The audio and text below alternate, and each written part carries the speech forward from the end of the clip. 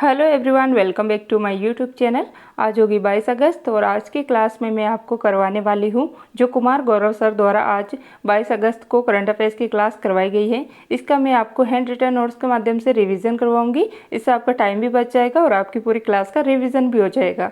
तो चलिए शुरू करते हैं आज की अपनी इंपॉर्टेंट क्लास बिना टाइम वेस्ट किए। तो आज का अपना क्वेश्चन नंबर फर्स्ट है, हाल ही में किस देश के भौतिक विज्ञानियों ने राक्षस या डिमोन कण के अस्तित्व की पुष्टि की है? तो ये की गई है यूएसए के द्वारा। तो देखिए, जो राक्षस या डिमोन कण है इसकी भविष्यवाणी 70 वर्ष पूर्व कर दी गई थी। 1956 में डेविड फाइन्स के द्वारा इसकी भविष्यवाणी की गई थी और 70 वर्ष बाद अभी जो है इस कण की पुष्टि यूएसए ने की है। इसके बाद देखिए, तो इसमें जो ठोस होता है, जो सॉलिड है, इसमें अगर इलेक्ट्रॉन मिला दिया जाता है, इलेक्ट्रॉन और ठोस दोनों को कनेक्ट किया जाता है, तो आपको पता है कि इलेक्ट्रॉन इसके अंदर द्रव्यमान भी होता है और इसके ऊपर आवेश भी होता है, आवेश नेगेटिव होता है इसके ऊपर। तो इन दोनों को मिलाने के बाद जो है, जब ये इलेक्ट्रॉन द्रव्यमान रहित हो जाता है और आवेश रहित हो जाता है, तो यही कहलाता है राक्षस या डिमोन कण। क्या होता है, जब ठोस के साथ इलेक्ट्रॉन को कनेक्ट किया जाता है तो ये द्रव्यमान रहित और आवेश रहित हो जाता है और यही कारण है कि इसको राक्षस कण या डिमोन कण कहा जाता है। तो कौन सी धातु जो मेटल है इसके साथ इलेक्ट्रॉन को कनेक्ट करने पर ये प्रक्रिया होती है? तो ये होता है जो स्ट्रोंटियम रुथनेट मेटल है, इसके साथ ये क्रिया होती है। फिर देखिए लेलेंटॉप में, तो इलेक्ट्रॉन के खोजकर्ता कौन है? तो ये है J Thomson. Plum pudding model के द्वारा इसकी खोज की गई थी। फिर देखिए, इलेक्ट्रॉन पर नेगेटिव चार्ज होता है। नेक्स्ट है न्यूट्रॉन। न्यूट्रॉन की खोज जेम्स चैडविक के द्वारा की गई थी और न्यूट्रॉन पर ये उदासीन होता है, न्यूट्रल होता है, इस पर ना नेगेटिव आवेश होता है ना ही पॉजिटिव। फिर देखिए, परमाणु सिद्धांत के प्रतिपादक कौन है? तो डाल्टन है। एक्सरे की खोज रोडजन द्वारा की गई है। प्रोटॉन के खोज करता है गोल्डस्टीन और प्रोटॉन पर आवेश होता है धनात्मक। फिर देखिए क्वेश्चन नंबर सेकंड है, हाल ही में चर्चा में रहा ब्रिटिश कोलंबिया क्षेत्र कहाँ स्थित है? तो ये स्थित है कनाडा के अंदर। तो देखिए, जो ब्रिटिश कोलंबिया क्षेत्र है यहाँ पर ये चर्चा में क्यों है? क्योंकि यहाँ पर भीषण आग लगी है जंगलों में, इसी कारण ये चर्चा में है। यहाँ के जो पीएम है कनाडा के, जस्टिन ट्रूडो, इनके द्वारा यहाँ पर आपातकाल घोषित कर दिया गया है। फिर देखिए कनाडा, तो यहाँ की राजधानी है ओटावा और सबसे लंबी तटीय सीमा जो है ये कनाडा की है। इसके बाद देखिए COP15। तो COP15 मॉन्ट्रियल कनाडा में हुआ था, जो कि जैव विविधता से संबंधित है। मॉन्ट्रियल प्रोटोकॉल, देखिए मॉन्ट्रियल प्रोटोकॉल ये हुआ था 16 सितंबर 1987 को और ये ओजोन परत के संरक्षण के लिए हुआ था। फिर देखिए, गेहूं की सबसे बड़ी मंडी ये स्थित है विनिपेग, जो कि कनाडा में स्थित है।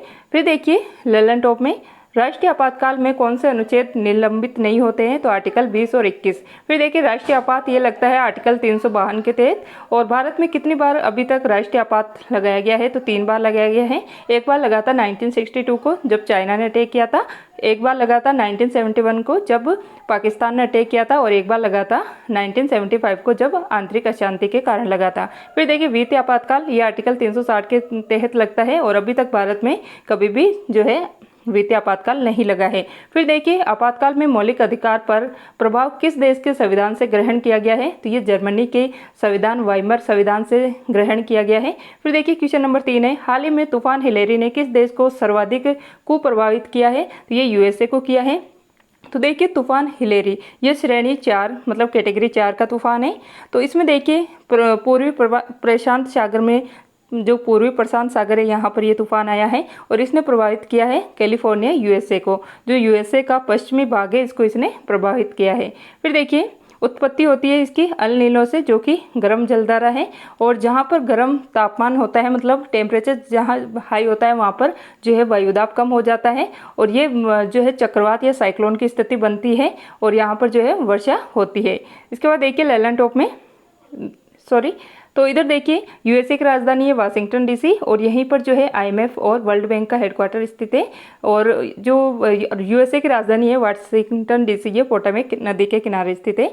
न्यूयॉर्क ये हडसन नदी के किनारे स्थित है और न्यूयॉर्क में यूएनओ का हेडक्वार्टर है। फिर देखिए लेलेंटॉप में बिपरजॉय, जो कि अरब सागर में आया था, इसका नाम बांग्लादेश के द्वारा दिया गया है। इसका अर्थ है आपदा या विपत्ति। फिर देखिए असनी चक्रवात ये बंगाल की खाड़ी में आया था, इसको नाम श्रीलंका ने दिया है।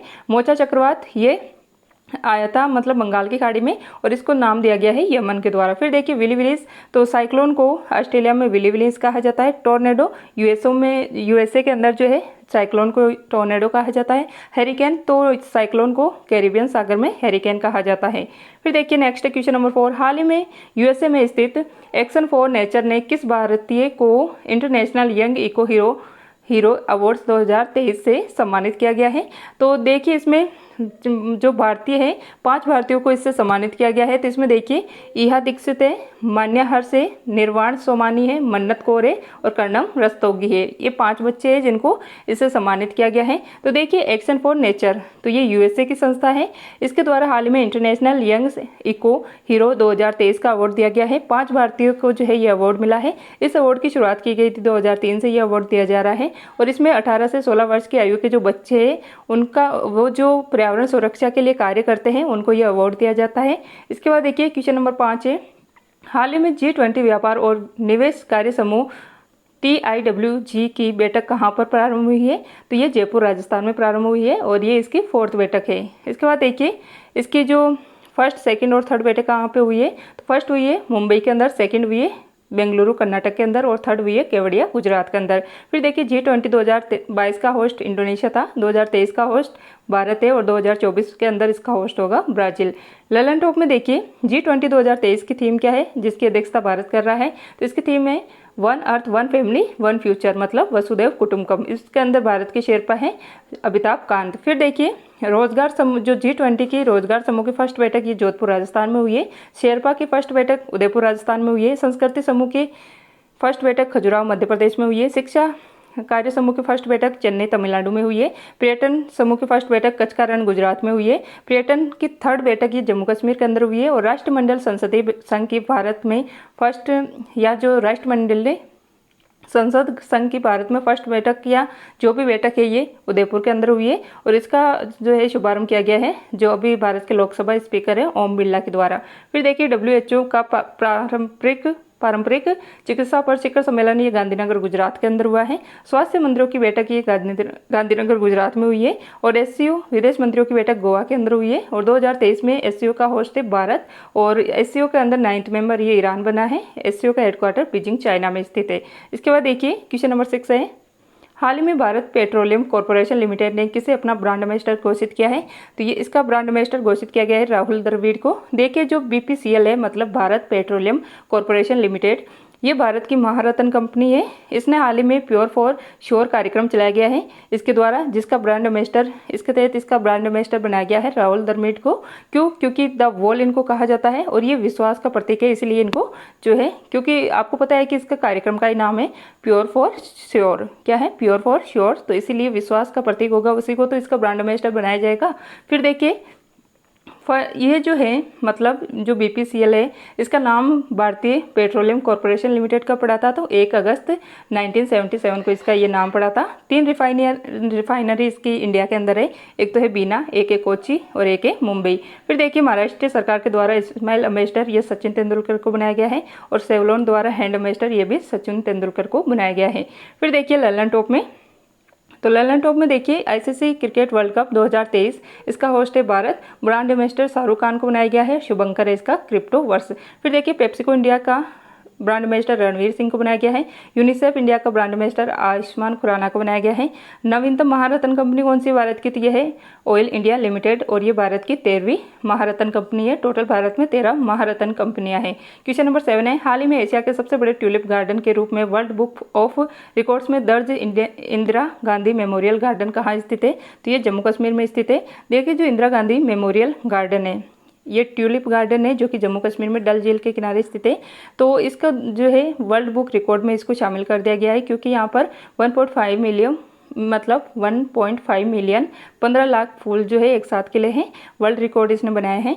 और लेवेंडर फेस्टिवल ये भी जम्मू कश्मीर में मनाया जाता है। ललन टॉप में देखिए फुलदेई फेस्टिवल उत्तराखंड में मनाया जाता है। मक्खन फेस्टिवल या अंडूरी महोत्सव ये उत्तराखंड में मनाया गया है। थाईपुसम ये तमिलनाडु का फेस्टिवल है। बतुकम्बा फेस्टिवल ये तेलंगाना का है। सिग्मो फेस्टिवल गोवा में मनाया जाता है। सरहुल फेस्टिवल झारखंड में मनाया जाता है। फिर देखिए क्वेश्चन नंबर 8 है, हाल ही में मातृभाषा में शिक्षा को बढ़ावा देने के लिए कुवी और देसिया पुस्तक का विमोचन कहाँ किया गया है? तो ये किया गया है ओडिशा के भुवनेश्वर में। तो देखिए इसको लॉन्च किया गया है धर्मेंद्र प्रधान जो कि भारत के शिक्षा मंत्री है और निर्मला सीतारमण जो कि भारत के वित्त मंत्री है, इन दोनों के द्वारा ये 2 बुक लॉन्च की गई है भुवनेश्वर ओडिशा में। इन बुक का नाम है कुवी और देसिया। कुवी क्या है? तो ओडिशा में जो कोरापुट जिला है यहाँ पर कुवी और देसिया ये 2 आदिवासी समुदाय रहते हैं, इसलिए इनकी संस्कृति, रहन सहन, खान पान, वेशभूषा इन्हीं के तौर पर जो है बुक लॉन्च की गई है। फिर देखिए ललन टॉप में संघ की राजभाषा ये आर्टिकल 343 में है। राजभाषा संबंधित आयोग ये आर्टिकल 344 में है। फिर देखिए प्राथमिक स्तर पर मातृभाषा में शिक्षण ये आर्टिकल है 350A के अंदर। फिर देखिए हिंदी भाषा का विकास ये आर्टिकल 351 के अंदर है 351 में। फिर देखिए नेक्स्ट है क्वेश्चन नंबर 9। हाल ही में भारतीय राष्ट्रीय महासागर सूचना सेवा केंद्र ने नाविकों और मछुआरों के लिए कौन सा मोबाइल ऐप लॉन्च किया है? तो इस मोबाइल ऐप का लॉन्च है समुद्र ऐप। तो देखिए INCOIS मतलब भारतीय राष्ट्रीय महासागर सूचना सेवा केंद्र ये हैदराबाद में स्थित है और ये किसके अधीन है? तो ये पृथ्वी विज्ञान मंत्रालय के अधीन है और इसकी स्थापना हुई थी 1999 के अंदर। हाल ही में इसके द्वारा समुद्र ऐप लॉन्च किया गया है। किनके लिए? जो नाविक और मछुआरे हैं इनके लिए ये ऐप लॉन्च किया गया है। तो इससे क्या लाभ होने वाला है? तो जो नाविक और मछुआरे हैं इनको पहले ही सुनामी, लहरें या तूफान या कोई भी आपदा आती है समुद्र से संबंधित तो उसका रियल टाइम मॉनिटरिंग जो है इस ऐप के द्वारा किया जाएगा। इसके बाद देखिए ललन टॉप में उद्गम ऐप ये RBI के द्वारा लॉन्च किया गया है लावारिस धन का पता लगाने के लिए। फिर देखिए फ्लड वॉच ऐप ये केंद्रीय जल आयोग ने लॉन्च किया है। समुद्रयान तो इसके द्वारा जो पृथ्वी विज्ञान मंत्रालय इसके द्वारा समुद्रयान मिशन के तहत जो वाहन है वो कौन सा है? मत्स्य 6000। फिर देखिए NVS 01 तो ये नेविगेशन की 2nd पीढ़ी का फर्स्ट उपग्रह है जिसको GSLV F12 रॉकेट के द्वारा लॉन्च किया गया है। फिर देखिए ग्लोनास तो ये रूस का नेविगेशन सिस्टम है। भारत का नेविगेशन सिस्टम है नाविक। और फिर देखिए GPS ये USA का है। और आप कमेंट करके बताना कि चाइना के नेविगेशन सिस्टम का नाम क्या है। फिर देखिए नाविक रोग जिसे स्कर्वी रोग भी कहते हैं ये विटामिन C की कमी से होता है और इससे क्या है कि मसूड़े में खून आता है और इसका वैज्ञानिक नाम है एस्कॉर्बिक अम्ल। इसके बाद देखिए सागर संपर्क ऐप ये जहाज मंत्री जो जहाज रानी मंत्रालय इसके द्वारा लॉन्च किया गया है। समुद्र में नेविगेशन के लिए इसको लॉन्च किया गया है और जहाज रानी मंत्रालय के मंत्री कौन है? सर्बानंद सोनोवाल। क्वेश्चन नंबर 10 है हाल ही में किस भारतीय स्कॉर्पियन सबमरीन ने सबसे लंबे समय तक तैनाती का रिकॉर्ड बनाया है? तो ये बनाया है INS वागीर ने जो कि स्कॉर्पियन क्लास की 5वीं पनडुब्बी है। तो देखिए जो ये 5वीं पनडुब्बी मतलब 6 पनडुब्बियाँ जो है इसके अंदर आती हैं स्कॉर्पियन क्लास के अंदर। तो फर्स्ट है Kalvari, 2nd Khanderi, 3rd केरंज, 4th है वेला, 5th है वागीर और 6th है वागसीर। इसके बाद देखिए इनका निर्माण जो है प्रोजेक्ट 75 जो कि भारत और फ्रांस के द्वारा चलाया गया है इसके द्वारा मझगाम डॉक लिमिटेड के अंदर इसका निर्माण किया गया है। फिर देखिए सबसे लंबे समय तक तैनाती का रिकॉर्ड ये बनाया है INS वागीर ने जो कि इसने यात्रा की है ऑस्ट्रेलिया और श्रीलंका की। फिर देखिए ललन टॉप में INS विक्रांत जो कि 2 सितंबर 2022 को इसको कोच्चि केरल से इसको लॉन्च किया गया था PM मोदी के द्वारा और ये भारत का पहला स्वदेशी विमानवाहक पोत है।